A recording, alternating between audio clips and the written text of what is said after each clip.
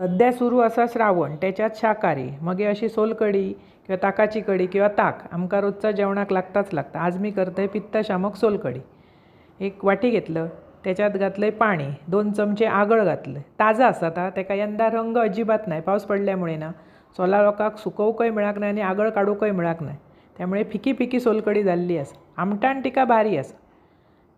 2 चमचे आगळ, चवीपुरता मीठ, बारीक चिरून कोथिंबीर आणि बारीक चिरून मिरची सगळा मिक्स करायचा। नंतर ताज्या नारळाचा खोवलेला असा मिक्सराक लावून त्याच्यात 2 लसणीच्या पाकळ्या घालून बारीक वाटून रस काढून घ्यायचो। अप्रतिम सोलकढी लागता, अशी करून बघा।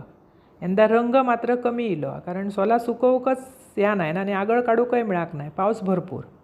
पण आमटाण मस्त इल्या, पण ह्याच्याबरोबर ना 4 घास जास्त जातात। बटाट्याचा काप, तळलेलो भेंडो घ्यायचो, अशी सोलकढी करा, पित्त अजिबात होणार नाही। पिवा, भातावर जेवा, आवडतली आणि आवडल्या चॅनल सबस्क्राईब।